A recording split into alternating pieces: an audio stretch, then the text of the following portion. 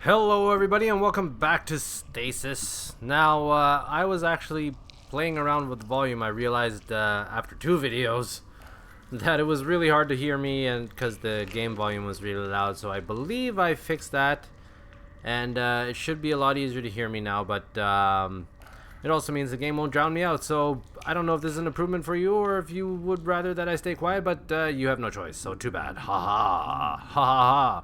Now in the meantime, while I was playing around, I actually figured out this puzzle. So if you recall in the last video, I just said one of the things that you should always have is a grappling hook. Hang on, I didn't even notice all the crap over here. Some portions of the biological broth are thick and viscous, clouded with parts, and other sections swirl more smoothly in elaborate mandalas. Okay, anyways, as I was saying, you could always use a grappling hook. Well, I was just messing around and I figured this out. And you actually have a grappling hook. So that's pretty funny, given that I mentioned it. Well, it's not that funny. Whatever. Haha, I laugh. Okay, so... yeah, when I was messing around with the levels, I kept playing around and just recording myself doing random stuff, and I managed to figure out that you can actually hook this guy's body using this. It's kind of gross. So that thing is going to try and come out, and then we do this.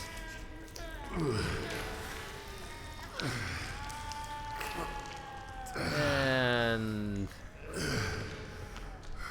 that worked. I was actually surprised that worked. So the mark on the engineer's corpse leaves little doubt that parts of the body have been eaten, though it's not clear whether consumption occurred before or after death.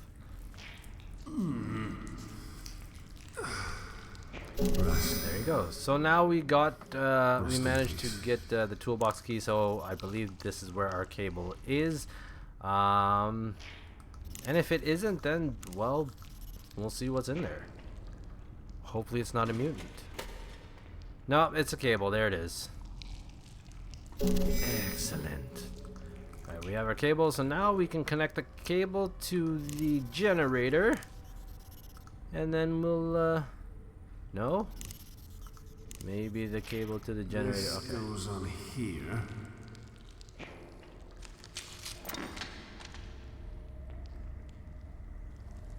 And then we will connect the exposed wires. And this goes over here.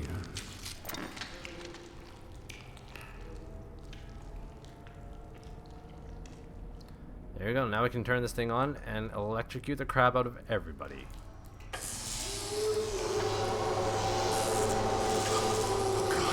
Oh God.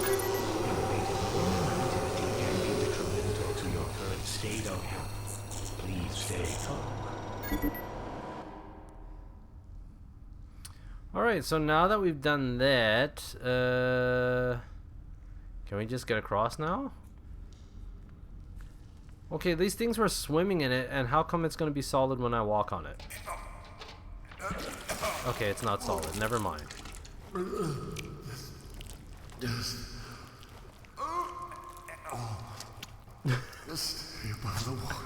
I don't think that's water.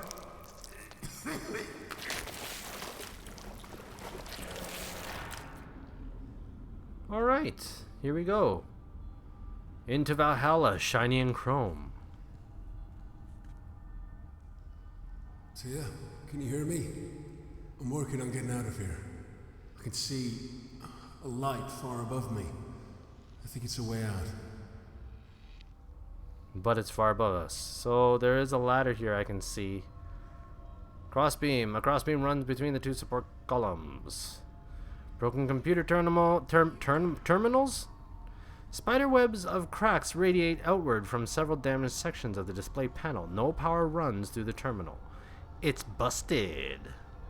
The screen of the terminal is smashed and splashed with speckles of blood. Well, we got a VAT 13 terminal and a VAT 11 terminal. And we've got VAT 12. So I don't remember if there was anything... Well, it doesn't matter. Here's the ladder, so we're going to try and use the VAT 13. Why not? Give it a shot. Clearly, these cloning facilities were quite huge. What does this say? Partially grown flesh. Below the observation platform, a sea of artificially grown flesh sits slowly rotting. the progress of decay only partially stalled by the chill running through the room. Partially organic matter. In the dim light, your eyes can make out more discernible shapes in the meaty clumps below. The arc of an arm, a head's partial dome, and the spinal curve of a body in the fetal position. Yummy! Anyways, let's do this. VAT Kappa 583. Growth agent enriched with additional amino acids, 300% concentration. Enhanced human clones intended for immediate research. Let's take a look at the reports. Specimens began to move about the vat immediately during the embryonic phase. All subjects developing at nearly 500% acceleration. Effect of growth agent concentration on subject development ruled parabolic rather than linear. Okay. Multiple subjects have combined to form a larger mass of anthropoid limbs and organs. It surfaced and was then ruled deceased. It appeared to be composed of approximately 12 human-like bodies, all roughly infant-sized. Batch has been active for 96 hours. Development of other subjects remain irregular. Okay, it doesn't look like we can do anything here, so let's go and take a look at VAT 11 across the way. Standard growth enhancement agents complete human clones intended for immediate testing. Subjects appear to develop bone and tendon structure prior to vital organs, but following nervous system development. Growth of muscle has begun to progress. One specimen ceased to grow and was confirmed dead. Upon autopsy, 3 extra vertebrae were discovered, as well as 2 ribs. However, only a few teeth were found deep within the mandible. I was just looking over at this poem over here, and I just noticed that this keypad is backwards. Interesting. Let's see. Number C. Letter C. Growth of all specimens has accelerated. Any given clone measures under just under 7 feet and possesses the auxiliary ribs and vertebrae observed in the failed subject. All vital organs are present and appear to be performing normally. Despite the abnormal rib and spinal developments, the clones seem to be perfectly functional and fully matured. One, however, was rendered blind as a result of improper sphenoid development. What's a sphenoid? And finally we have VAT 12, where we certainly won't be attacked. No, nothing. But we've got some x-rays on the side. Nah, nothing special. Standard growth enhancement agents, 150% concentration, plus additional growth hormones obtained from Project Seed. Incomplete human clones intended for harvest of pulmonary and coronary tissue. Products developing at 800%, excuse me, 800% acceleration from the selected control group. However, several anomalies have occurred. Anomaly example, a tissue mass has developed into a tail of sorts. It circles the vat using the aforementioned tail to propel itself. This is the one that the engineer was writing about, I believe. Mass with tail appendage has been assigned a name, Samantha. Despite the previous belief that the circling behavior was a product of instinct, it is now clear that it has been surveying the vat's electronic safety net and searching for vulnerabilities. She is a raptor. Samantha has been extracted and moved to security for temporary storage. She thrashed violently upon removal, damaging equipment and other specimens. Okay, so we can't really do anything with these computers, but it is giving us a little bit more story. So let's see. The crossbeam has a hand thing. I bet I'm going to use a grappling hook. It's going to be the tool of our game here. Yup. Nice. That wedged in there very nicely. Let's get on up there. No. Why is the screen shaking? No, my grappling hook! Wow, okay, scale change, so let's go on up. I hate this damn place. Yeah, so do I, buddy, so do I. Look how many vats there are. Well, there's no computer terminals over here, though. What do you do with them? Let's get on up. Can we climb faster? No, we can't. That's where you hear the Snake Eater song. No, I won't sing it for you. John, can you hear me? Tia, I can hear you. I can hear you. No response. The maintenance hatch for the engineer access is set. Okay, so we can't go back down there. That's fine. So we have, we're back in another tram line system, this one with a lot of graffiti. Rarely trafficked areas breed unconventional forms of life. Here, the graffiti tagger has covered the tram station with a wild variety of tribal markings. Boarded up tram. The boarded up entrances indicate that the trams have been out of service for some time. But why would you board them up? I don't get it. So, okay, we can go... Exit is Dennis. There is some sort of interference with the structure. I'm in a tram station. Oh, we got another ghost. This one I don't think is a holographic projection here. More graffiti. The fuck was that? That looked like a dinosaur. I'm sorry to say, but it really did. It looked like a raptor. All right, so we're clearly in The tower. we're in the tower. Using the raw materials containment tab. Yeah, come in. John, thank goodness, I can hear you. You just disappeared. No radio, no PDT. Who the hell was that? Dr. Milan, head of special projects. He knew you. It's a big ship. And, I'm in a different division to him entirely. Only met him once. A real arsehole. I just want to get my family out of this goddamn place. That's the plan. Okay, well, that solves the door problem. Just a little bit of exposition. We're now in the tower. You mentioned earlier that you lost my PDT. What's that? Personal data tag. Every person on board has one. Like animals. The tags monitor everything. Security access, food intake, location tracking. Everyone has a tag. We could use it to find my family. I'm afraid it doesn't work like that, John. Like hell it doesn't. If I'm tagged, then so are they. You said. I can only access your tag because the DotMake scanners registered you. I've scanned for your family and I can't pick them up. Are they on the ship? Have they been rescued? It only means that PDTs haven't been activated. But I still have an idea that might just work. You don't know what you're talking about. You're just using me. I smell betrayal in the future. Alright, so... From the crew quarters, you should be close to an infirmary with a DNA sequencer.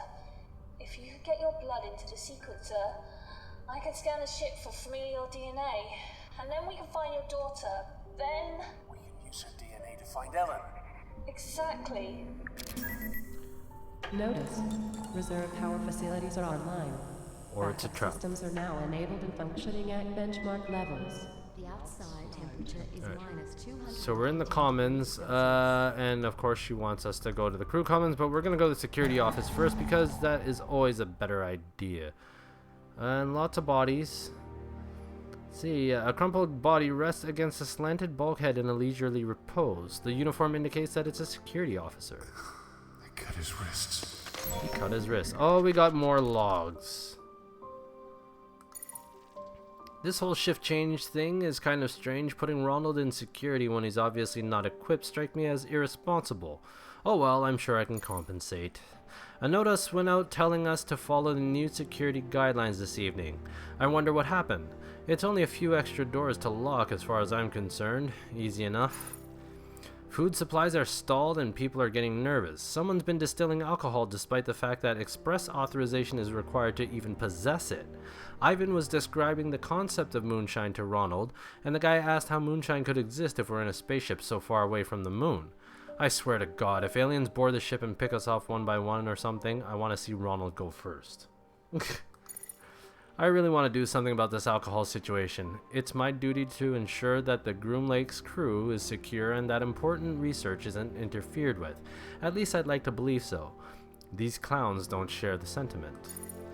The ass end of the ship just started exploding and jolted everything that wasn't bolted down. There's a goddamn pen stuck in the wall next to me. I can only imagine all the people injured right now, but can't leave on account of the lockdown. Lockdown or not, Station B is fucked, so getting to medical isn't happening.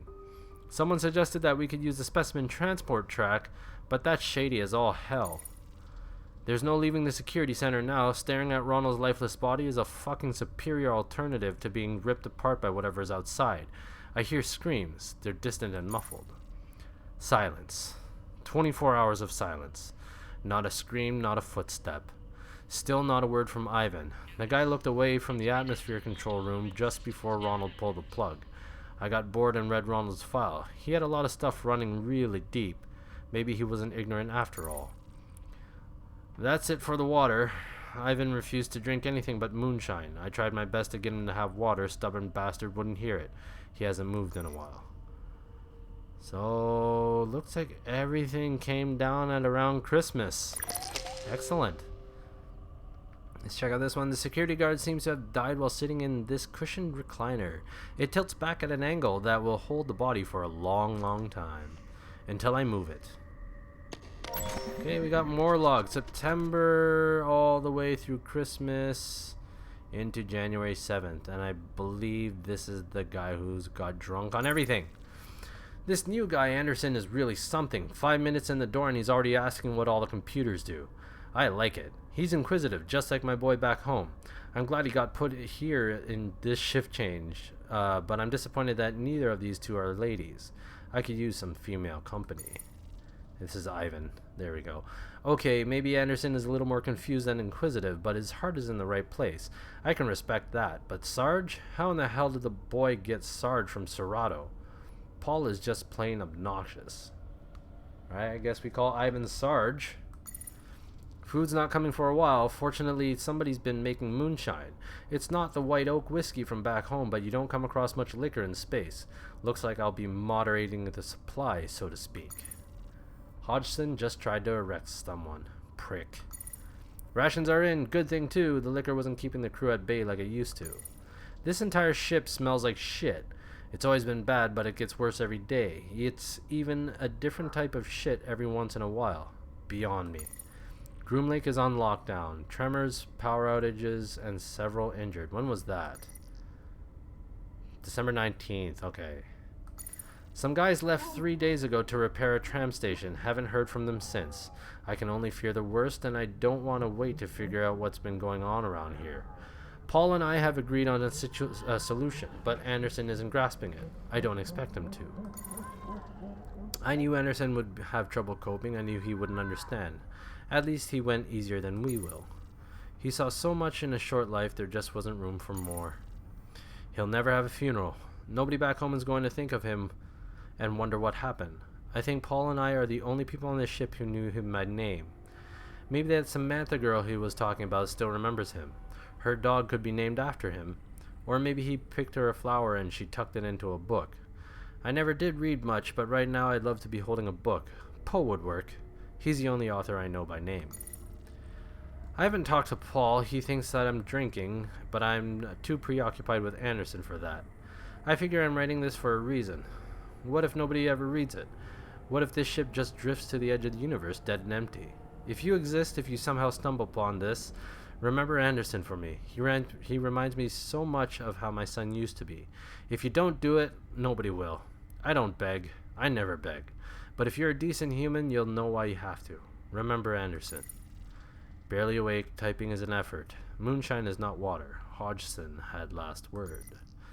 Alright, so things got really bad over at the security office here. So let's take a look at the cameras. This bank of monitors was designed to display the view from various security cameras around the facility. We know we can use this. Or not. Oh, there we go. Okay, that's a very useless display. Can we flip any of this? I'm not seeing anything really interesting other than in this corridor is death. So that's fine. Let's take a look at this computer terminal. Aha. Crew quarters security logs. More logs. Alcohol is being manufactured and distributed aboard the Groom Lake. Security has opted to take an approach of non-intervention, as its effect on morale will likely prevent theft and potential riots associated with the limited rations. However, security will regularly confiscate quantities of alcohol to moderate the supply. Rations have arrived and been distributed. Very few reported or evidential cases of theft. This can likely be attributed to the morale increase speculated as a result of the distribution of alcohol. Okay. Specimen Samantha received for transport to Laboratory 18. This specimen from the cloning vats is contained in an iron lung. Transport needs to be arranged quickly. Specimen is scraping against the inside of the containment unit. I'm pretty sure Samantha is our big antagonist for this game. Tremors have struck the Groom Lake. Power outages and severe injuries have been reported. Lockdown is in effect. 4 crew members have been reported missing while attempting to restore a tram station to working order. To prevent further loss or injury, the corridor has been sealed and flooded with highly corrosive gas. I don't see that as an appropriate response to people going missing. But okay. Oops. We're gonna go and turn that off, I guess. So, activate motion detector.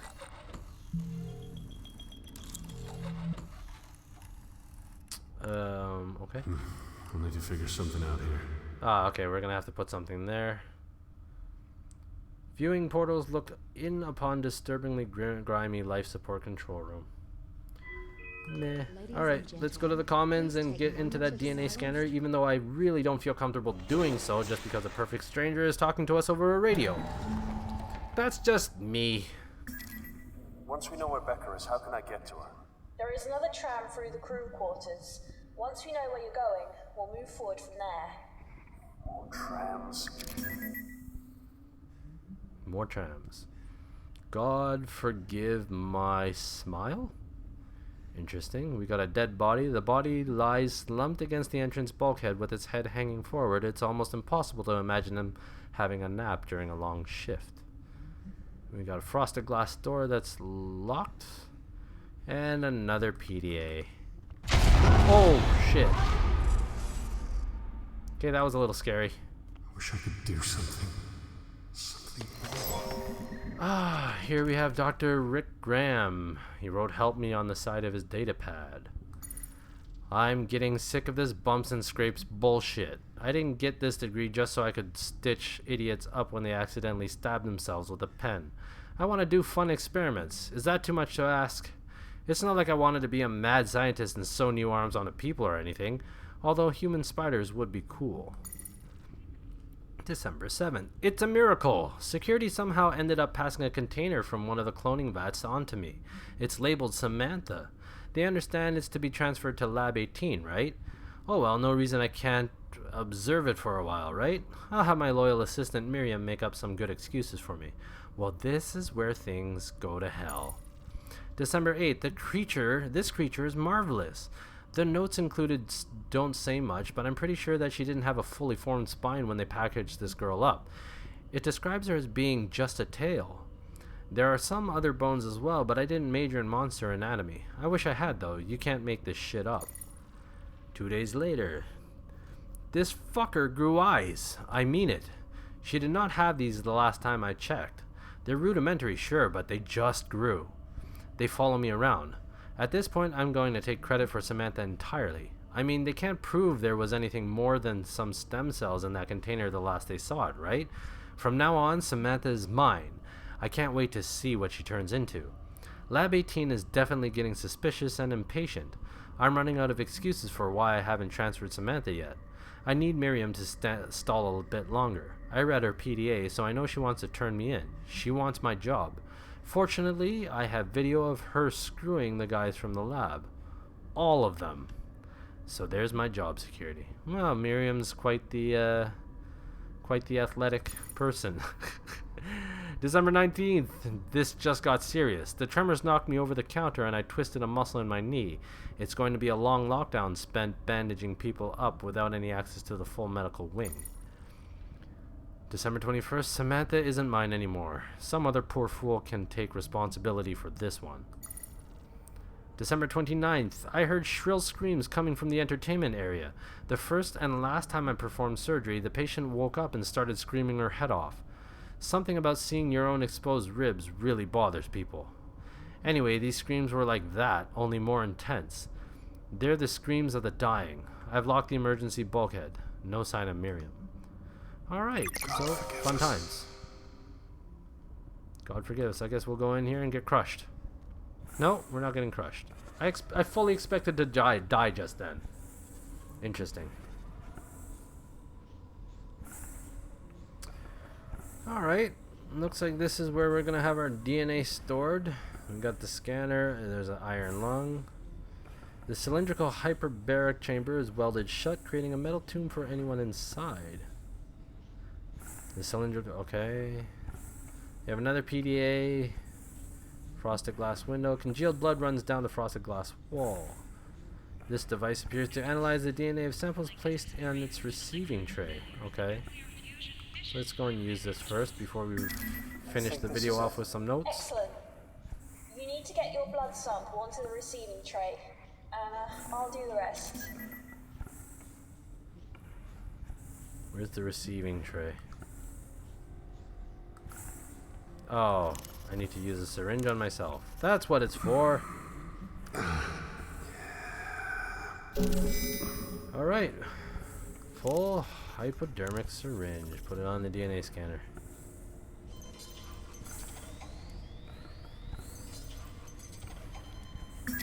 Okay, it's working. Receiving the genetic info. This is good, John. This is excellent.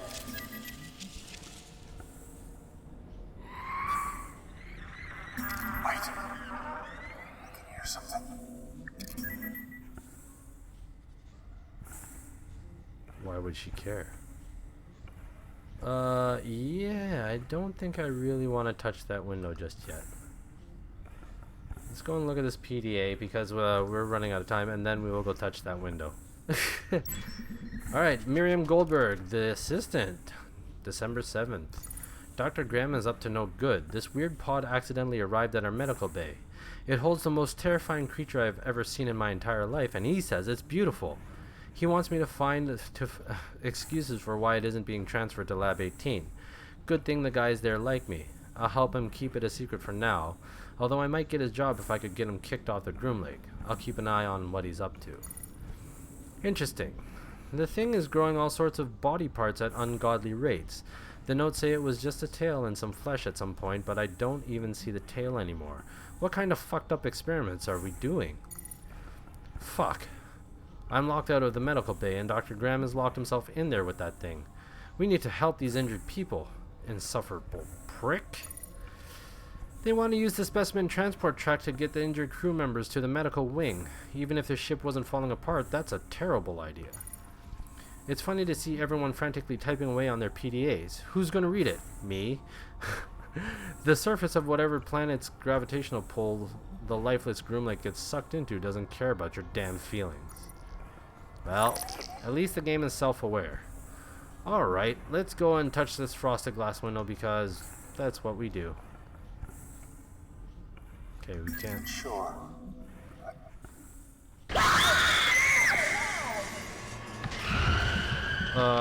Okay.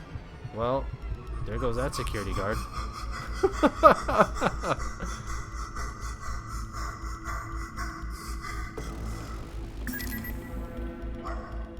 What the hell was that? I believe that was You Samantha. picked up a flash from the scanner. A crew member. I wasn't a crew member. I wasn't even a person.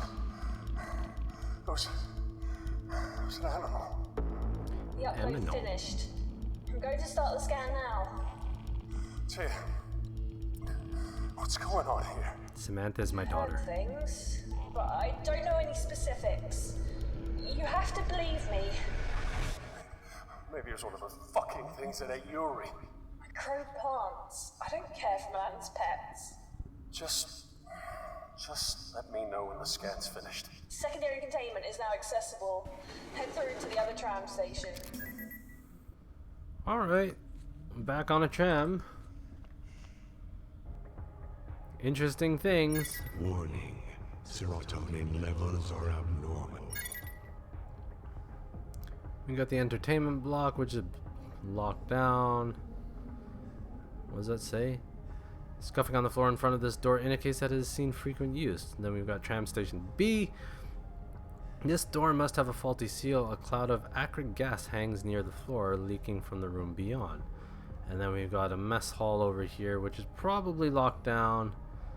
Constant flickering of its lights does not add to your confidence in this elevator. So I guess there's nothing else going on here. Just blank monitors, dead plants. Here's the security panel. This is the security panel for the entrance to Tram Station B. And I think we will leave it there. And when we come back, we're going to try Tram Station B. I have no idea. We're going to have to probably mess with this terminal for a little bit. If not, we'll go and take a look at the mess hall. I don't think we can get into the entertainment block for now. Maybe we will later. There's always something good going on in space stations. But yeah, so far so good. Lots of stuff happening in this episode. And yeah, if you feel like it, why not post your theory on what the monster is? I'm guessing we're all kind of concluding that it's Samantha, but is it one of my family members? Well, I guess if it's Samantha who grew from a vat from nothing, then it's not the family member. So maybe that's not Samantha. Maybe that is just, you know, my mutated wife or daughter. I have no idea. But we will find out, hopefully in the next video. If not in the next video, sooner or later we will. Anyways, thanks for joining me on this one. I'll see you in the next one. Cheers.